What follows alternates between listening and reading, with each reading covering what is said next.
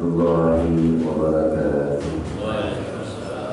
Alhamdulillah wassalatu wassalamu ala rasulillah wa ala alihi wa sahbihi wa mawala. Bapak-bapak, ibu, jamaah salat subuh masjid. Silakan al-istiqamah. Kenapa saya lupa karena banyak mesin yang saya kunjunginya. Yang dimuliakan Allah Subhanahu wa taala, pertama mari kita bersyukur pada pagi kali ini kita masih diberikan kesempatan untuk bernafas ya dengan bebas. Orang kalau biasa bangun subuh itu insya Allah sehat, karena sebelum orang lain mengeluarkan apa namanya, jadi ini kita paling pertama Pak menurut dasar berarti ntar kalau jam 7 itu yang dari dalam itu kan keluar ya, itu bagi itu jatahnya orang-orang yang lambat bangun subuh. Jadi yang subuhnya cepat bangun ini mendapatkan duration segala. Yang kagak bangun subuh dia apa? Nyedot apa yang kita keluarkan tadi, rongga kita masih. Berarti kita dapat yang sehat, mereka dapat yang tidak sehat. Makanya orang yang sudah bangun subuh ya rata-rata insya Allah sehat. Sehat rohaninya, sehat rohaninya dengan sholat subuh berjamaah, zikrullah dan ta'at. Jasmaninya, fisiknya sehat dengan mendapatkan kehidupan udara yang sangat segar dari yang lain. Jemaah sekalian ya, kita baru saja ya menyelesaikan kewajiban kita masing-masing di bulan Dzulhijjah. Itu sudah sering kita telah selesai melaksanakan ibadah haji dan umrah. Ada yang baru pulang haji di mana? Mansur. Oh, tahun ini nggak ada PR. Besok lebih banyak ya. Kalau ada yang pulang haji kan minimal ya kita dapat jam-jam ya, dapat korma, dapat tetap dari yang pulang. Nah, kemarin yang tidak haji, alhamdulillah kita telah selesai melaksanakan puasa ya, baik tarawih maupun Arafah serta memotong hewan kurban. Semoga amal-amal ibadah kita di bulan Dzulhijjah diterima oleh Allah Subhanahu wa taala. Amin ya rabbal alamin. Nah, sekarang mau masukin lagi bulan Muharram.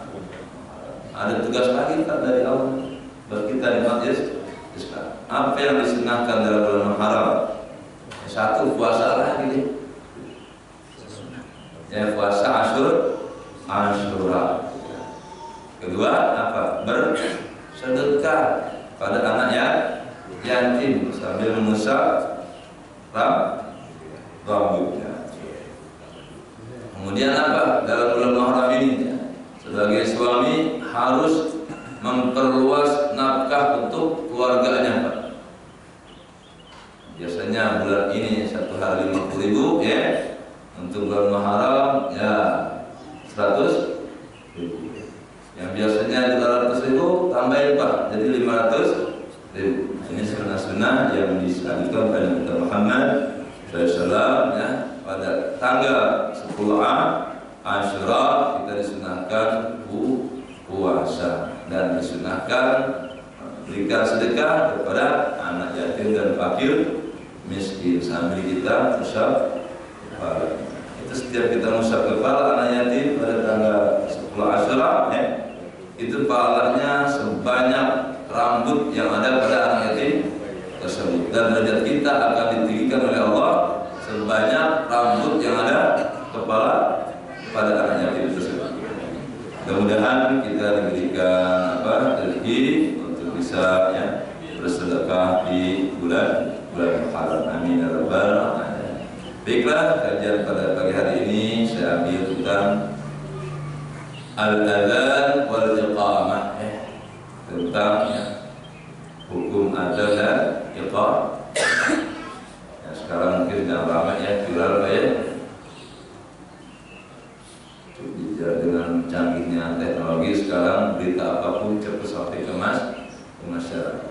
Nah, untuk itu mari kita perlu mengkaji apa sih hukum adzan dan iqamah. Jadi harus tahu hukum dasarnya dulu Pak ya, mengenai nanti adzan dengan pengeras suara atau tidak. Itu nanti hukumnya lah. Nah, sekarang kita kaji dulu apa hukumnya adzan dan iqamah. Pertama ya, kita tahu dulu apa definisi adzan. Al-adzanu lughatan, adzan secara bahasa al-i'lamu adalah pemberi tahuan. Jadi adzan adalah pemberi tahuan. Pemberi tahuan untuk apa? Untuk melaksanakan sholat. Itu adzan. Wasyar'an secara ya syariat ya, definisinya secara bahasa tadi pemberi tahuan. Adzan dong, adzan apa? Beritahukan orang lain agar tahu waktu sholat. Wasyar'an dan secara syariat ya, definisinya qaulun maksusun yu'lamu bihi waktu salati al-mafruḍah. Secara syariat ya, pengertian adzan adalah suatu ucapan khusus ya, dengan bertujuan untuk memberitahukan kepada umat Islam tentang masuknya waktu sholat fardu. Kenapa sholat mafruḍah? Karena adzan hanya disyaratkan untuk sholat yang fardu. Untuk sholat sunat enggak usah. Sholat duha jangan adzan ya. Sholat duha jangan adzan, namanya iqamah. Sholat witir jangan. Jadi adzan itu hanya untuk sholat fardu, sholat maghrib, isya, subuh, zuhur dan asar. Au huwa i'lam bi waqti salat bi alfadhin makhsusah, atau adzan itu adalah pemberitahuan tentang datangnya waktu salat dengan lafaz-lafaz tertentu. Itu dengan Allahu Akbar sampai la ilaha illallah. Masyru'iyyatuhu wa fadluhu ya, dalil disyariatkannya adzan dan keutamaan adzan.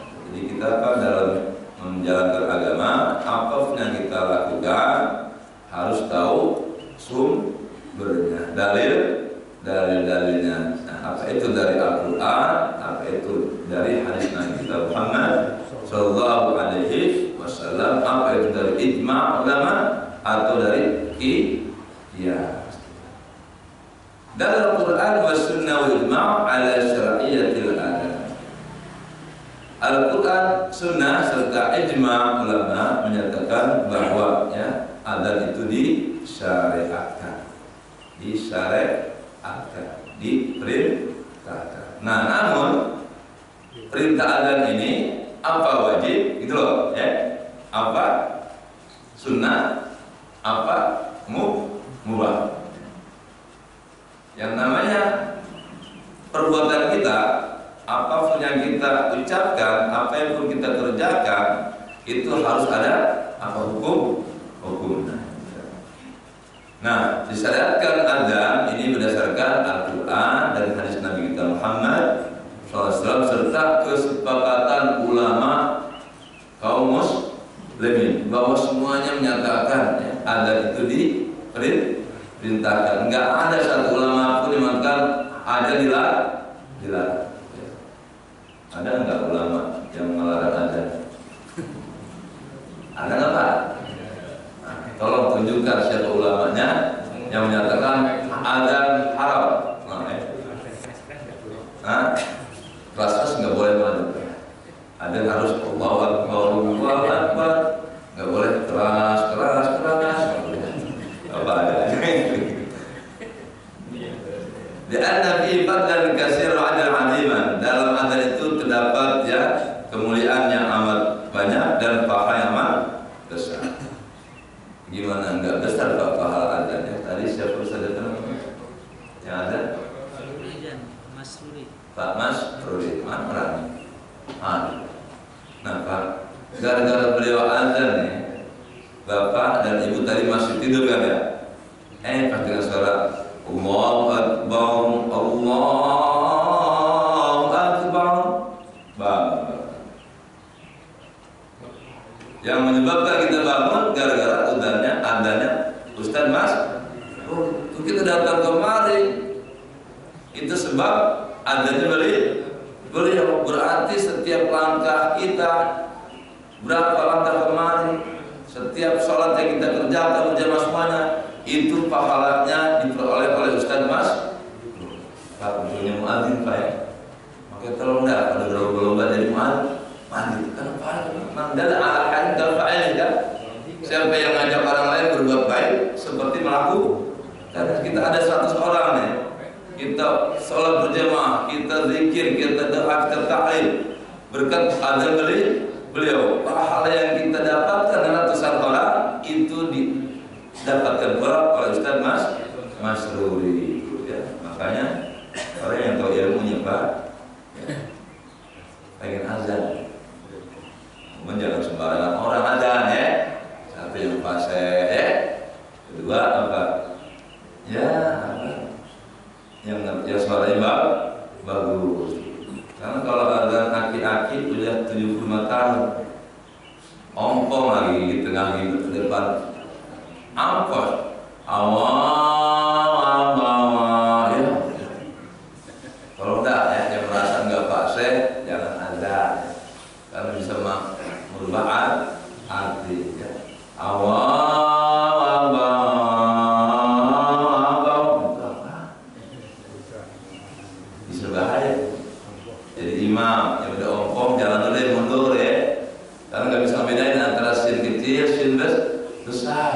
Semuanya ya, saya gampang sifat, ya Ustaz gampang rata-rata, kalau mau ya diganti jadi imam. Karena musola dia, ya mesin dia. Bilang apa loh, gampang tuh ya, yang punya beduk dia, yang mukul beduk dia, yang ada dia yang imam, yang imammu, lainnya semua ya.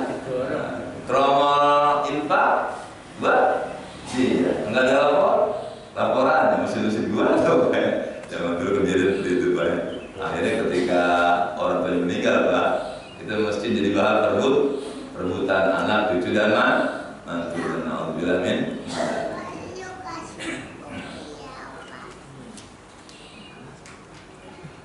Pemilihan Al-Quran dari Al-Quran mana? Allah Ta'ala wa idza nadaitum ila salat. Terdapat dalam surah Al-Maidah ayat ya 58. Wa minas sunnah, mana hadisnya dari hadis Nabi bahwa adzan itu disyariatkan. Ahaditsun katsirah, banyak sekali hadis-hadis tentang adzan, minha diantaranya hadis sahihain, hadis yang dikeluarkan oleh hadis Imam Bukhari dan Muslim, hadis sahih dua-duanya, idza hadaratis salat, apabila datang waktu salat, fala yu'adzin lakum ahadukum, hendaklah salah seorang kalian ada, wala ya'ummukum akbarukum, hendaklah yang jadi imam yang paling akbar, yang paling besar apanya? Usianya, besar ilmunya. Sekarang ada besar umur, besar ilmu. Mana yang kedepankan? Besar ilmu. Tapi udah ilmunya juga banyak, lebih tua. Itu yang lebih Jadi yang lebih berhak jadi imam, aqra'uhum, yang lebih fasih bacaannya, saking fasih bacaannya, yang ngerti bacaannya. Karena kalau hanya fasih kagak ngerti. Sekarang ada ustaz di sini ya, fasih bacaannya, tapi kagak ngerti. Enggak fasih bacaannya, tapi ngerti. Mana yang lebih dulu jadi imam ya? Yang fasih bacaannya. Karena kalau hanya ngerti dia tapi gak fasih, nanti yang dengarnya apa? Jadi ragu-ragu. Tapi kalau bagus bacaannya walaupun dia belum ketahuan, artinya kita yang dengar, karena ada yang ngerti mungkin ya, tidak salah pemahaman. Tapi kalau sudah salah baca, walaupun si imam yang ngerti apa dia baca, khawatir makmumnya Pak salah pengertian. Karena satu huruf Al-Quran Pak salah baca makna hurufnya itu bisa salah pengertian. Contoh, Alhamdulillahi Rabbil Alamin. Enggak harus kan ya, ain kan, bukannya hamzah. Kalau Alhamdulillahi Rabbil Alamin itu segala puji bagi Allah Tuhan semesta alam. Tapi kalau Rabbil Alamin, Tuhannya orang-orang yang sakit. Nah, beda alam dengan orang sakit. Apalagi Pak, apa yang ada alimnya itu, yang ada Allah sangat pedih. Alim dengan alim. Kalau alim sangat pedih. Kalau alim maha mengetahui itu. Kalau alim, ya Allah sifatkan sakit itu gara-gara beda mahal huruf. Makanya diutamakan ya yang fasih. Nah, syukur-syukur fasih juga ngerti juga. Tadi yang saya baca surat Al-Mulk. Tabarakalladzi biyadihil mulku wa huwa ala kulli syai'in qadir. Alladzi khalaqal mauta wal hayata liyabluwakum ayyukum ahsanu amala. Alhamdulillah Pak ya, setiap yang saya baca ngerti. Dan mahal hidupnya Pak saya perhatikan betul. Karena beda lafaz, beda arti. Tabarakalladzi biyadihil mulku wa huwa ala kulli syai'in qadir. Syi'nya si besar. Ala kulli syai'in, jangan ala kulli syai'in. Beda kan? Kalau syai'in atas segala sesuatu Allah Maha Kuasa. Kalau ala kulli syai'in, syai' itu kejahatan. Beda. Syai' antara syai' dengan syai'. Itulah dasarnya Al-Quran ya, beda lafaz, beda arti. Jangankan berubah satu kata Pak, satu huruf dirubah ketahuan. Enggak dirubah hurufnya, tapi makhrajnya dirubah itu juga ketahuan. Itulah ya, menyatakan dalam inna nahnu nadzikra wa inna lahu lahafidun. Aku turunkan Al-Quran dan aku juga yang menjaga keaslian Al-Quran. Sampai salah ucapnya aja, sama hurufnya ketahuan, sama ahlinya. Apalagi dirubah satu huruf. Kemarin saya baca di WA apa? Itu ayat Quran udah mulai dirubah-rubah. Itu sengaja atau tidak? Dalam alif lamnya, benar mungkin ya. Nah, ini ya alif lam itu ada alladzina yu'minuna bil ghaibi wa yuqimuna sholata. Diganti alladzina yunfiquna sholata wa mimma razaqnahum yuqimun. Ya ketahuan banget Pak ya. Ngerubah begitu mah ketahuan Pak. Banget. Dari arti jelas banget. Ya, alladzina wa yuqimuna sholata, menegakkan sholat. Diganti wa yunfiquna sholata. Lah artinya beda Pak. Wa yuqimuna sholat menegakkan sholat. Kalau yunfiquna sholat menginfakkan sholatnya. Wah, pengen dia. Tapi enggak sholat orang kan? Sholatnya diinfakkan ke orang lah. Wah, enggak lu aja yang sholatnya. Itu Qurannya wa yunfiquna sholatnya. Jangankan dipindah di satu kata ke tempat yang lain, berubah satu huruf aja ketahuan. Saya aja yang nggak hafal Al-Quran, nggak salah ini. Masa yunfiquna sholat wa mimma razaqnahum yuqimun, dibalik lagi. Tapi bagi mereka umat Islam yang bodoh, ya pada tubuh kamu nggak ngerti Al-Quran. Mohon maaf nih, orang non-Islam nyaman jadi Ustaz, ibu, ya mari kita baca Al-Quran. Ikutin bu ya, iya Pak Ustaz.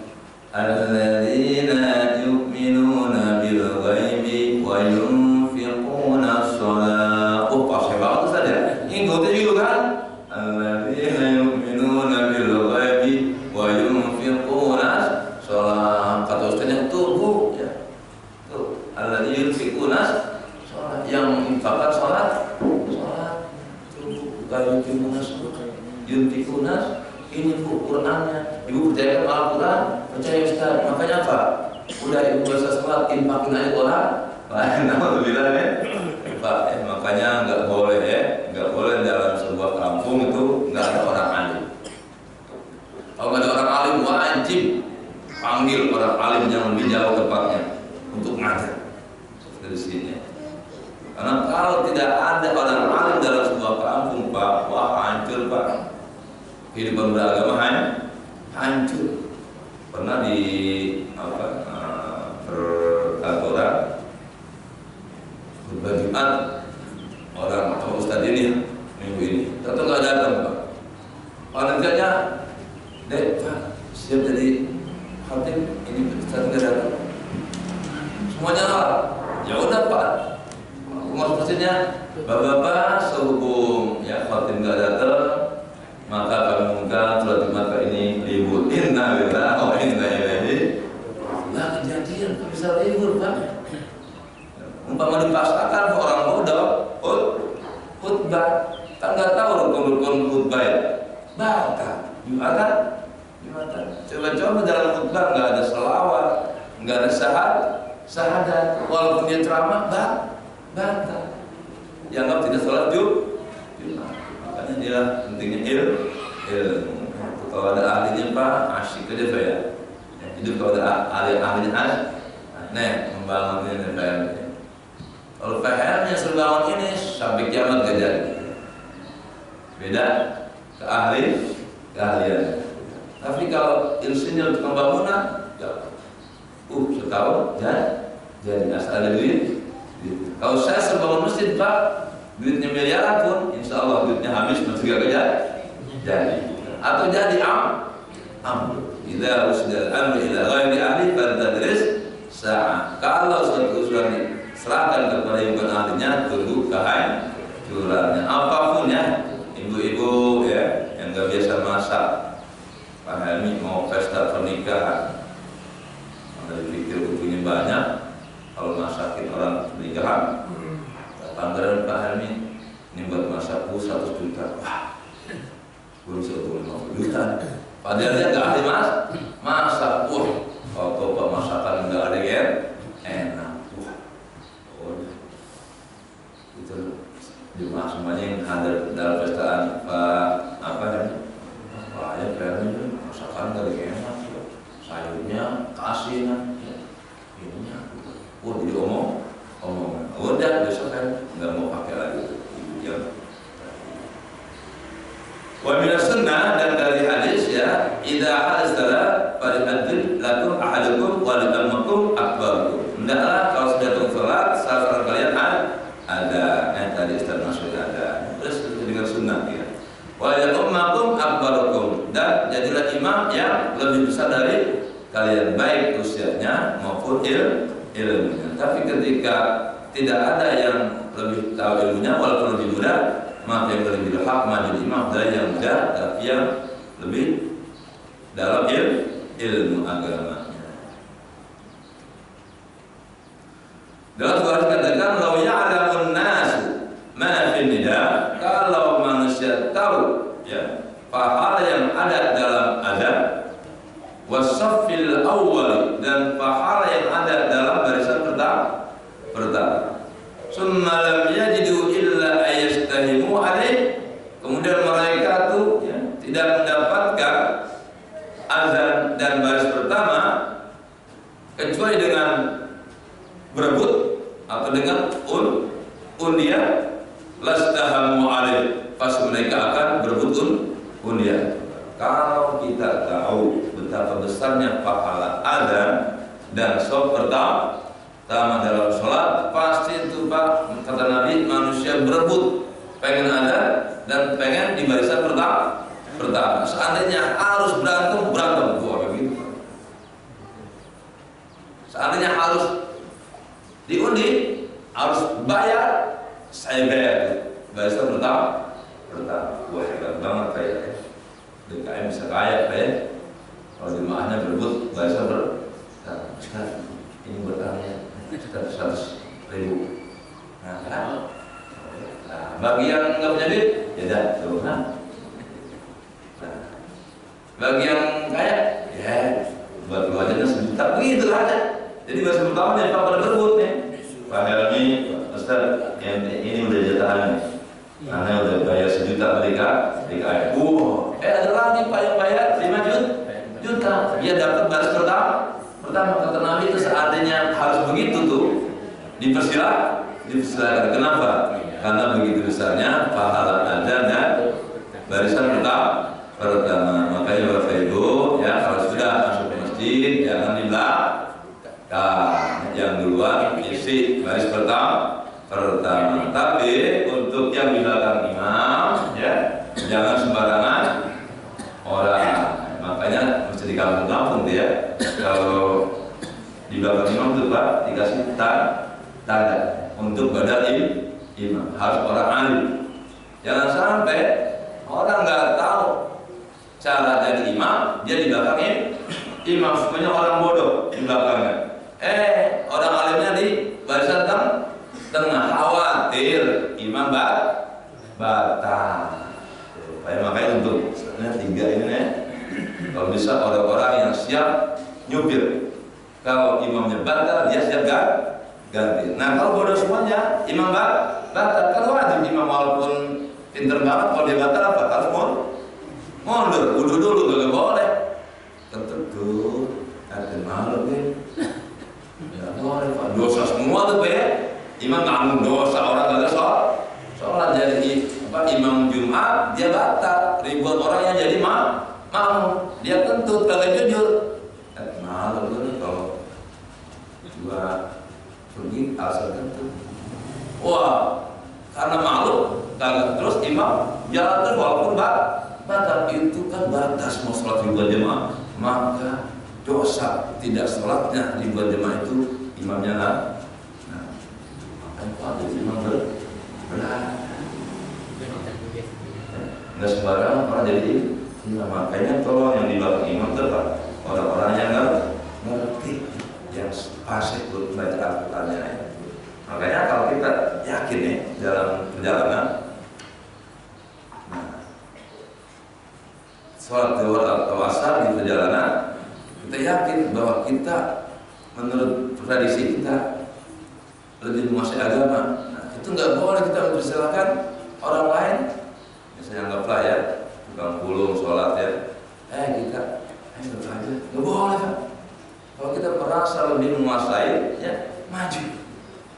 Nggak bedanya ya kita jalan-jalan ya mungkin kayak Pak Helmi ya supir Garuda ya yang ahlinya Pak umpamanya pilot Garuda itu sakit, dia harus yang ahli pilot yang maju. Nah, saya Ustaz, jangan disuruh kami. Ustaz kan sudah jadi imam masjid. Ini pilot Garuda sakit kan? Ustaz ya, jadi pilot. Waduh Pak, walaupun di Indonesia saya agama itu nyupir pesawat urusan dunia, apalagi nyupir sholat. Bisa dibawa ke neraka semuanya kalau imamnya orang mabok, orang bodoh.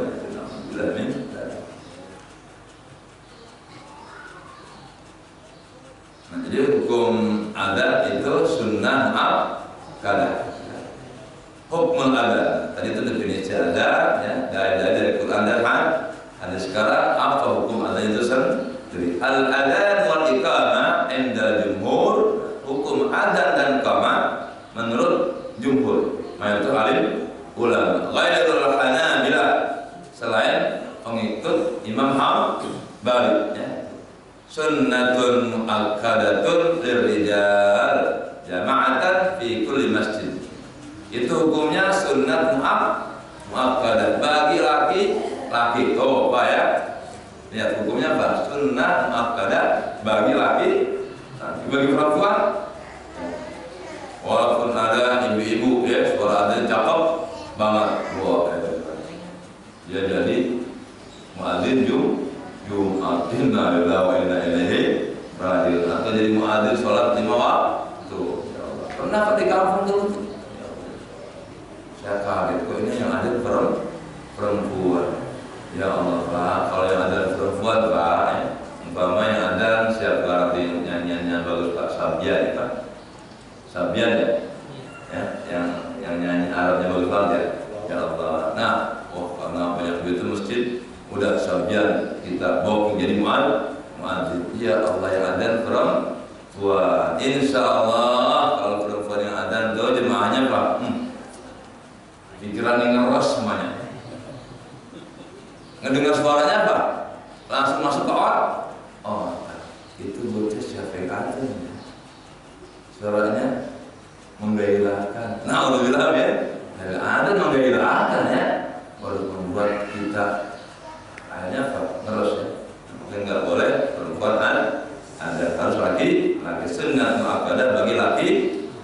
Fi kulli masjidin, pada setiap masjid bis salatil khamsi wal jamaah. Khusus untuk sholat 5 waktu dan sholat Jumat duna ghairiha, tidak sholat-sholat yang lainnya. Jadi yang disunahkan ini pun sunnah loh Pak, kagak.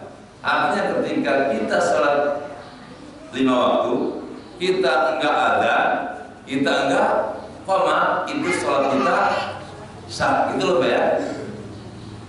Hukumnya itu ada pertama, sunnah muakkadah.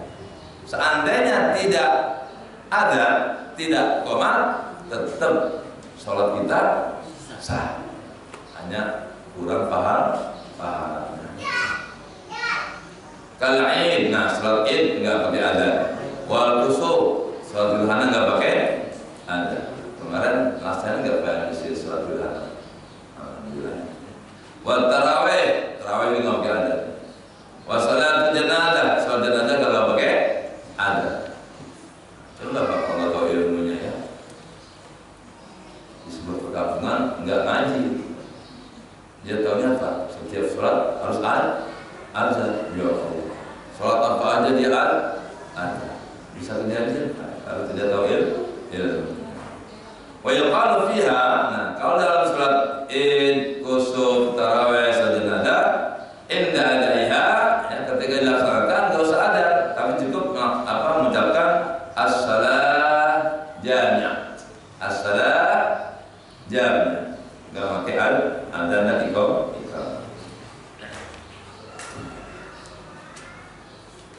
Lima, rawal Bukhari Muslim an Abdullah bin Umar, karena ada sebuah hadis yang diriwayatkan oleh Bukhari Muslim dari Abdullah bin Umar, qala dan sabda, lamman kasafat asy-syamsu ala ahdi salam, Umar berkata ketika terjadi gerhana matahari ala ahdi Rasulullah, pada zaman Nabi kita Muhammad sallallahu nudiya bi as-salah jami'ah.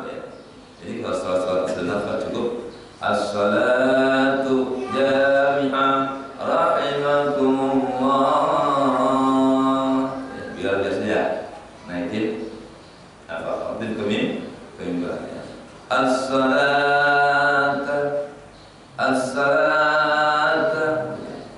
Maksudnya ayo mari kita sholat. Lisunnati Aidil Fitri rak'ataini jami'ah rahimakumullah. Fali'anna amma al-adhan wal iqamah fali'anna al-maqsud bihima al-i'lam bidukhuli waqti salat al-mafruḍah. Adzan dan iqamat itu tujuannya adalah memberitahukan tentang masuknya waktu sholat fardu. Jadi adzan itu apa? Pemberitahuan bahwa waktu sholat fardu sudah masuk. Wala tusannu lin-nafilah wal mandura. Tidak disunatkan adzan untuk sholat sunnah ataupun sholat yang dinazarkan. Wa dalilu ma'al sunniyah bil hadits ashabi law ya'lamun nas ma fi nida wa sufil awal lastahamu alaihi, ya, dengan dalil law ya'lamun nas, seandainya manusia tahu ma fi nida wa sufil awal, apa yang ada dalam adzan dan baris pertama, lastahamu alaihi, pasti mereka berebut, ya. Walam ya'mur bihma fi hadisil a'rabi, ya, ma'adzikil wudu wa istighfar barakanis salat. Dan Nabi tidak memerintahkan kepada adzan dan qamah itu fi hadisil A'rabi, tentang hadisnya orang Badi. Ma'adikil wudu wa istiqbal warga sholat. Sementara Nabi menyebut tentang wajibnya wudu, ya, menghadap kiblat dan rukun-rukun sholat yang lainnya. Nabi tidak menyebutkan bahwa adzan dan iqamat itu termasuk rukun sholat. Yang rukun sholat itu, ya, atau syarat-syarat sholat wudu, terus menghadap kiblat, masuk waktu. Nah, jadi adzannya enggak termasuk syarat rukun sholat. Dia hanya apa? Sarana untuk ngasih tahu orang tentang maksudnya waktu sholat. Artinya sekalian kita tanpa adzan dan iqamah pun kalau sudah tahu itu masuk waktu sholat, ya udah cukup kita sholat. Apalagi kita dalam perjalanan dan sendirian. Karena kan sudah gampang, ya, mengetahui waktu sholat, ya, lewat, ya, Android, ya. Sekarang sudah setiap ada HP saya, Pak, setiap waktu sholat sudah langsung otomatis ada. Dan sekarang sudah gampang, Pak, bagaimana arah kiblat, ya, dengan Android. Karena arah kiblat kan sudah bisa diketahui, di download tadi, ya, langsung mengarah kepada kiblat. Kalau dulu susah, Pak. Zaman dulu susah. Makanya rata-rata, ya, zaman dulu bangun masjid itu bukannya arah kiblat. Mulai goyek masjid-masjid di kampung maupun di Jakarta, Pak, setelah dihitung ulang arah kiblatnya ternyata kurang 25 derajat. Kebanyakan barat murni. Padahal kiblat itu bukan barat murni. Harus apa? Miring kira-kira 15 derajat ke arah utara. Satu derajatnya ada tuh, Pak. Berapa? Satu derajat itu hampir 1000 meter. 1000 apa? Berapa meter, Pak? Satu derajat itu hampir 4000 meter. Nah, berarti kalau 15 derajat miringnya nggak sampai ke Mekah, bisa-bisa ke Jerman, Pak. Arah kiblat kita, makanya, ya, kalau bisa tolong, ya, masjid manapun diukur ulang lagi, ya, oleh ahlinya. Ini kalau masjid ini sudah diukur perlu arah kiblat, silakan dihubungi, ya, kantor KUA masing-masing. Nanti dari KUA ada tim, ya, menghitung arah kiblat. Oh, ternyata ini kurang sekian derajat, Pak. Mau nggak mau aja, Pak, karpetnya yang ubah, mestinya jangan diubah, Pak, ya. Saya kalau mau diulang, ya, ternyata ini barat murni. Mau nggak mau, kalau ternyata ini barat murni kurang apa, geser, ya, kita ke sananya 15 derajat. Nah, kalau tidak diubah dan kita tahu itu salah, kita dosa semua. Jadi tolong, ya, kepada DKM silakan, ya, nanya kepada ahlinya. Ada itu di kantor seragam masing-masing, ya, dan kantor Kemenag tingkat kota nanti akan turun tim untuk mengukur arah kiblat. Walaupun kadang-kadang, ya, orang-orang dulu, zaman dulu Ustaz nggak ada begini-ginian, pokoknya orang dulu udah madhab sono bikin masjid.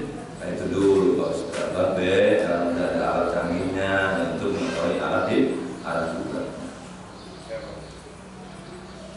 Wa Syafi'iyah, ya, wal Maliki an yustahabul iqamah wahdaha la ada lil mar'ah.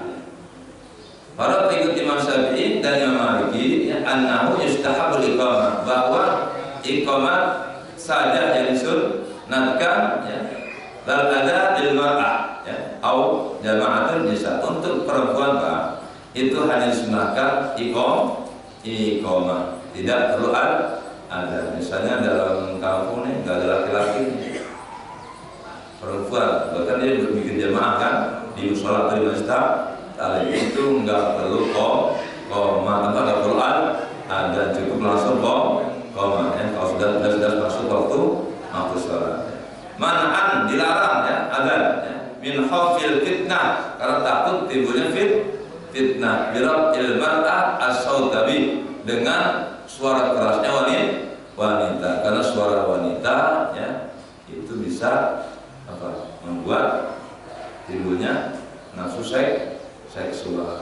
Maka repot ya. Makanya kenapa perempuan nggak boleh jadi imam buat laki-laki? Kenapa Pak? Wah, imamnya perempuan, suaranya bagus, orangnya cantik, behena. Wah, jadi imam di masjid. Allah Akbar. Di belakangnya Ustaz Helmi sama saya. Ya Allah. Ketika itu imam perempuan ruku, Allah Akbar. Ini kan mau kan belakangan Pak, rukunya ya. Imam perempuan ruku, kita subhanallah, bukan subhanallah dikir ya, ngeliatin pantat si imam perempuan. Ya Allah, ketika sujud mikir lagi macam udah rusak deh kalau jadi yang imam perempuan. Makanya apa? Nggak boleh perempuan jadi imam untuk laki. Nah, kalau gimana kalau ibunya di belakangnya anak laki-laki tapi masih kecil, boleh ya. Kalau anaknya masih kecil dalam rangka mendidik ayana salat, boleh ibunya jadi imam. Tapi kalau sudah remaja, ibu sekalian, hendaklah anak remajanya yang jadi imam, walaupun ibunya seorang ustadzah. Bisa jadi Pak, suaminya nggak ngerti agama, istrinya ustadzah. Pak imam, udah mami aja kan, mami ustadzah, nggak boleh Pak. Paham ya? Walaupun bini kita ustadzah, nggak boleh bini kita jadi imam. Kita suami jadi makmum, tetap harus sang suaminya. Al-adzan lil fa'ita wa lil munfarid. Apa hukum adzan buat orang yang ketinggalan salat? Jadi kita ini perjalanan Pak ya. Ya Allah, Johor ketinggalan masuk waktu asar. Nah, itu untuk orang yang ketinggalan salat seperti itu, atau untuk lil munfarid, untuk sendirian. Apa hukumnya adzan untuk salat yang sudah lewat waktunya? Dan bagi orang yang sendirian salat, bukan jamaah. Al-mu'tamad inda Syafi'i, menurut Imam Syafi'i, anna yustahabbu aidan al-adhan wa iqamah lil munfarid aidan. Adaan au qada'an, disunahkan adzan dan iqamah untuk orang yang kelewatan salatnya, dan juga ya orang yang sendirian. Min simai adzan hayy awil masjid ya. Dengan mendengar ya, adzannya di sebuah kampung atau sebuah masjid. Wa yarfa'u sauta bil adzan, dan dia harus mengeraskan suaranya. Nah, Pak, ini wa yarfa'u sauta bil adzan, harus mengeraskan suara dalam adzan. Illa idza kana di masjidin waqa'a fihi jama'atun, kecuali dalam sebuah masjid yang terjadi salat jamaah. Li alla yatawahhamu sami'un la tusallura. Nah, kalau kita dalam perjalanan kita salat sendirian, kita adzan dan qomat, boleh tuh asalkan di situ tidak ada masjid yang dilaksanakan salat jamaah. Karena kalau kita adzan lagi, ya, pada itu ada masjid yang sudah adzan, kita salat di masjid itu, kita adzan lagi, Allahu Akbar, Allahu Akbar, karena kita nggak tahu bahwa tadi di masjid itu sudah digunakan adzan. Orang kampung, Mbak ini sholat apa lagi? Oh ya, pernah kejadian Pak, saya melaksanakan sholat lomba adzan. Bagi orang lain yang tadi enggak tahu adzan pertama di masjid itu dikumandangkan, kan nggak tahu dia. Pas sampai ke situ, dia dengar, oh ada suara adzan tuh. Padahal mah lagi lomba. Bisa kejadian juga ya, Bapak Ibu di TV bulan puasa, hati-hati nih ya, hati-hati nyetel TV di bulan puasa. Kadang-kadang iklan ada adzannya padahal itu iklannya sirup apa, marjan ya. Jam 5:30 ada iklan adzan, salat marjan tapi dengan adzan. Terus ada waktu berbuka, lah kan anak kita itu maghrib. Belum, nah itu apa? Iklan tuh, makanya hati-hati juga ya. Pokoknya ya kalau tahu sampai kejadian kita buka padahal itu adalah adanya dalam iklan, walaupun alasan lupa, walaupun alasan nggak tahu, batal puasanya. Jadi kalau yang sudah ada adzan di sebuah masjid itu, kita datang belakangan Pak, nggak usah adzan lagi. Kenapa? Bisa jadi nanti yang dengar jadi bingung. Lah tadi gua udah sholat, udah dengar adzan, ini kok ada adzan lagi?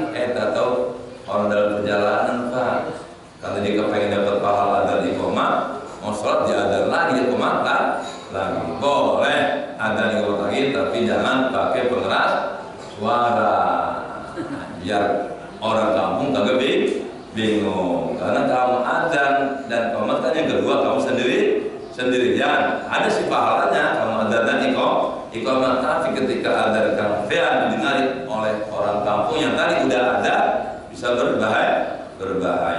Nah, jadi karena hukum yang pengeras suara dalam adzan disunahkan, tetap disunahkan adzan itu dengan suara keras. Makanya Nabi memilih Sayyidina Bilal yang suaranya keras dan naik ke atas masjid. Kenapa? Belum ada pengeras suara.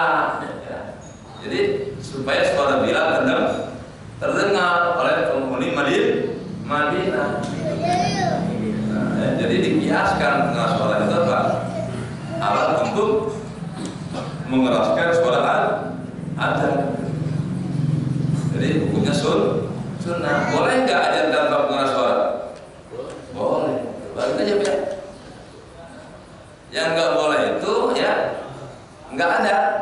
Bahkan hukum asalnya Pak, nggak ada pun kagak dosa. Tapi kalau umpama pelarangan ada, itu tergantung apa tujuan Anda melarang ada. Bukan nggak ya ada itu harus sebab luaskan agar umat Islam tahu datangnya waktu sholat. Berarti orang yang melarang adzan ya dosa. Tapi di sini ya peraturan yang saya baca bukannya melarang adzannya dengan suara, di manage kayak gitu aja Pak ya, di manage ya. Saya sih di masjid saya bodo amat ya, ada larangan ada lagu mau operasi suaranya. Ya. Takut apa gitu sebenarnya. Ya. Karena yang nggak senang aja siapa? Saya tanya itu kan. Apabila dalam sebuah kampung Pak yang nggak ada nggak ada yang sholat, itu kampung itu istahwada alaihimus syaitan, akan dikuasai oleh setan. Emang setan benci banget sama orang adzan.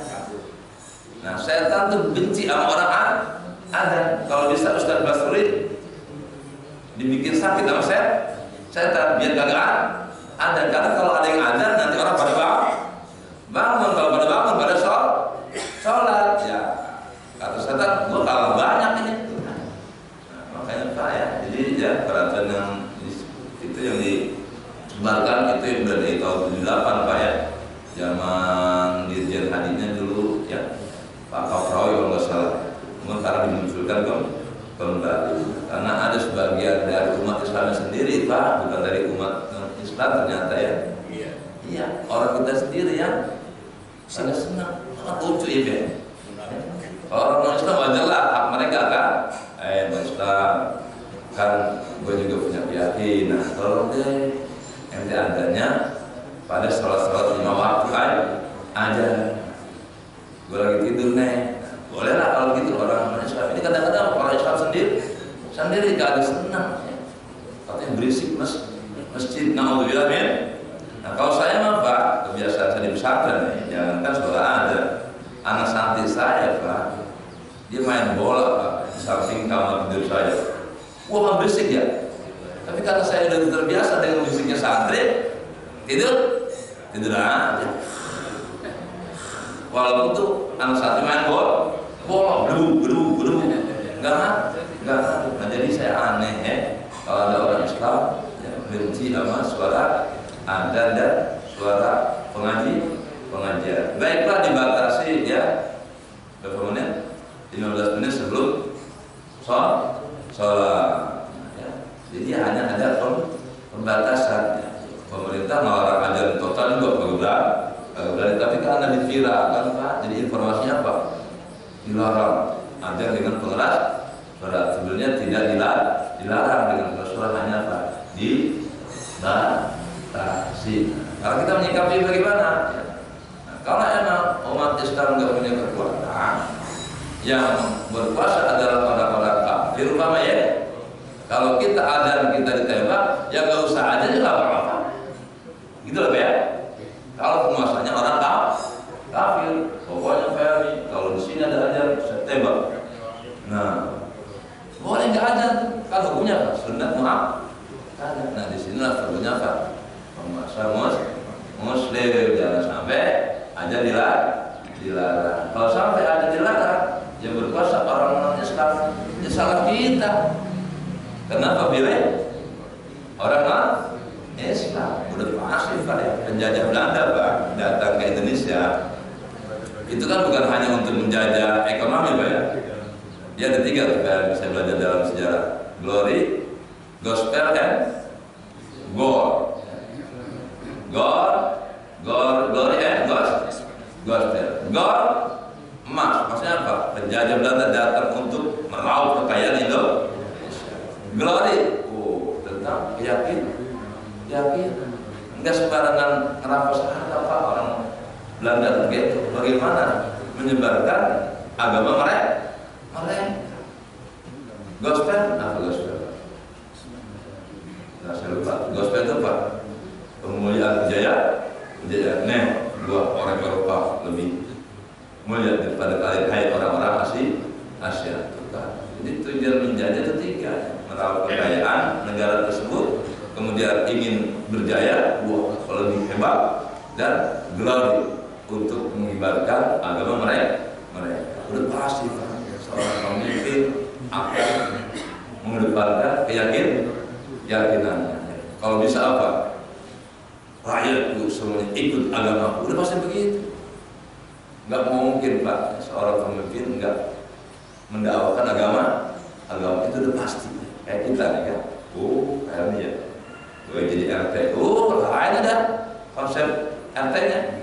Kalau orangnya Islam, dan ini pun terjadi Pak di Kalimalang tuh, pembuatan jalan tol. Dulu saya Pak nggak pernah tuh melihat spanduk utamakan sholat. Ya, zaman dulu kayaknya ada di jalan tol pembangunan utamakan sholat. Paling apa? Utamakan keselamatan kerja. Sekarang saya baca utamakan sholat dan keselamatan kerja. Saya yakin Pak itu direkturnya Pak. Punya pimpinannya Pak. Kalau orang biasa nggak berani Pak merintahkan nulis utamakan sholat. Coba Pak, kalau dari presidennya, menterinya kompak utamakan sholat dan keselamatan kerja. Pemborong pun pasti bikin utamakan sholat. Kompak setiap membangun apapun utamakan sholat. Jadi yang kerja membangun masjid, nah kadang-kadang coba ya, membangun masjid. Kebanyakan pada sholat gitu Pak. Enggak, saya lihat apalagi borongan. Nah, makanya DKM masjid wajib negor. Bang, sholat dulu. Gitu. Kalau yang bangun masjid ini dibiarkan tidak sholat, itu DKM-nya dosa besar.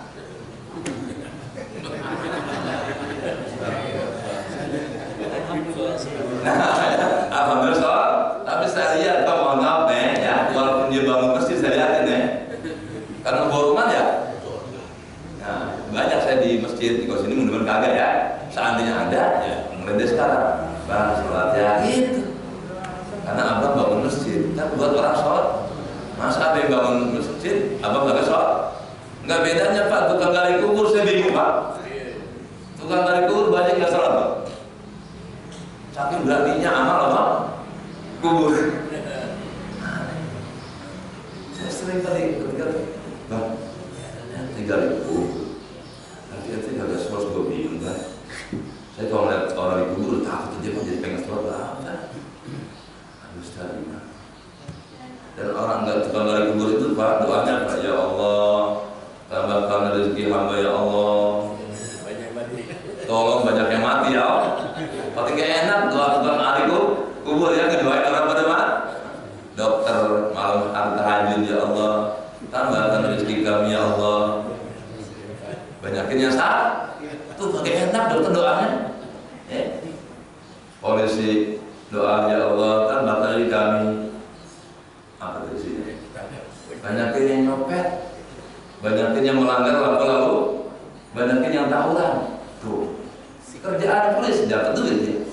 Hakim ya Allah, tabari kami biar banyak yang cerai. Innalillah wa inna ilaihi. Yang paling cakep Pak penghulu Pak ini. Saya. Kenapa jadi penghulu? Kan? Ya Allah, tambahkan rezeki hamba ya Allah. Apa tuh? Banyak yang kawin senang kan? Oh, senang ya kan? Jadi kalau dokter pasti Pak ada akibatnya. Ya. Polisi gitu, hakim juga pas penghulu ya Allah, tambahkan rezeki hamba ya Allah. Isinya ya Allah banyakin yang menikah, baik yang satu isinya maupun yang dua isinya. Kalau bisa pada nikah lagi ya Allah. Oh Pak, seneng semua. Yang janda juga pada nikah lagi, aki-aki pada nikah lagi. Saya sempat ya, hari ini Pak insya Allah saya nikahkan 15 pasang. Alhamdulillah. 15 tempat pada jam 7 sampai asar. Nah, karena dia sudah berbunyi ya, itulah yang kita kaji pada pagi hari ini. Mudah-mudahan bermanfaat. Amin ya rabbal alamin. Al-Fatihah. A'udzu billahi minasyaitonir rajim. Bismillahirrahmanirrahim. Alhamdulillahirabbil alamin. Arrahmanir rahim. Maliki yaumiddin.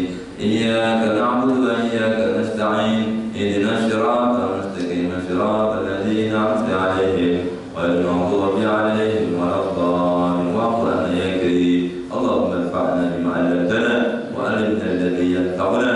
Rabbana zidna 'ilma wa zidna fahma. Walhamdu 'ala kulli hal. Wa sallallahu 'ala sayyidina Muhammadin walhamdulillahi rabbil alamin. Assalamualaikum warahmatullahi wabarakatuh. Alhamdulillah, saya kembali pada ustaz kita yang menyampaikan pelajarannya pada pagi hari ini terkait dengan hukum azan dan iqamah. Semuanya sudah dijelaskan dengan jelas. Mudah-mudahan tentunya akan bermanfaat untuk kita semua. Dan pagi hari ini tidak ada tanya jawab karena panitia menyediakan sarapan pagi.